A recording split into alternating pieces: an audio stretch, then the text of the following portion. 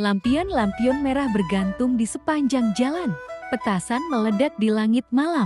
Anak-anak berlarian mengenakan pakaian merah cerah. Orang tua tersenyum, menyerahkan angpao dengan doa terbaik. Di meja makan, keluarga berkumpul, tertawa, bersulang, menyambut tahun yang baru dengan harapan baru.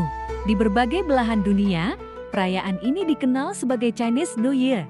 Namun, tahukah kamu, di balik warna merah dan suara petasan itu, tersimpan sebuah kisah kuno, sebuah legenda tentang teror, keberanian, dan awal mula tradisi ini. Kisah tentang Nian. Ribuan tahun lalu, di sebuah desa kecil di Tiongkok kuno, musim dingin selalu membawa ketakutan.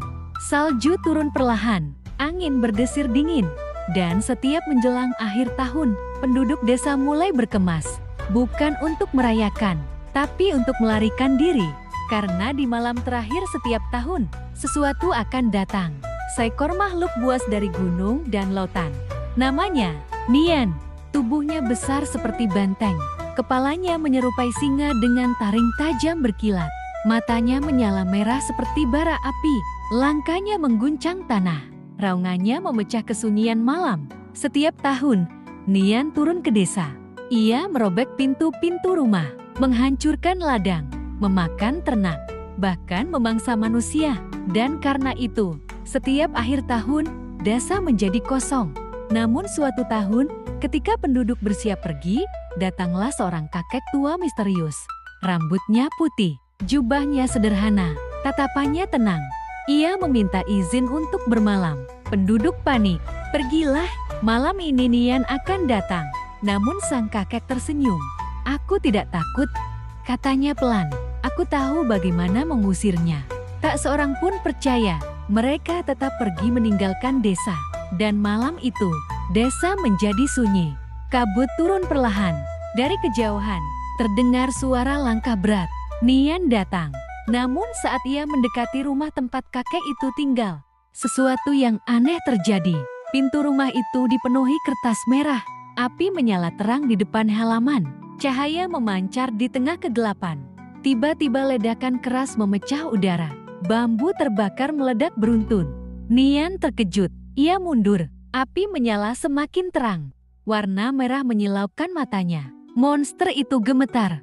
Ternyata Nian memiliki kelemahan. Ia takut pada warna merah, cahaya api, dan suara keras. Dengan raungan ketakutan, Nian berbalik dan melarikan diri ke gunung.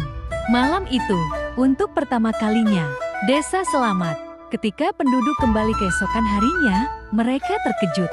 Tak ada rumah yang rusak, tak ada jejak kehancuran.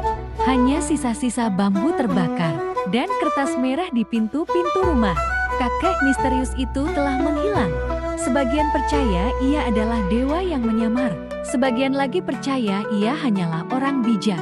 Namun sejak hari itu, penduduk tak pernah lagi lari. Mereka menghias rumah dengan merah, menyalakan petasan, menyalakan lampion, merayakan malam pergantian tahun dengan cahaya dan suara. Dan Nian tak pernah kembali. Hari ini, saat kita melihat petasan meledak di langit, saat kita menerima angpao merah dengan senyum, saat keluarga berkumpul di meja makan, kita sebenarnya sedang mengulang keberanian nenek moyang. Warna merah bukan sekadar hiasan, petasan bukan sekadar hiburan.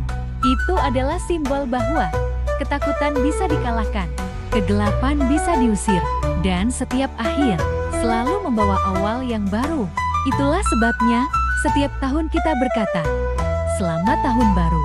Semoga keberuntungan datang, semoga kebahagiaan menetap.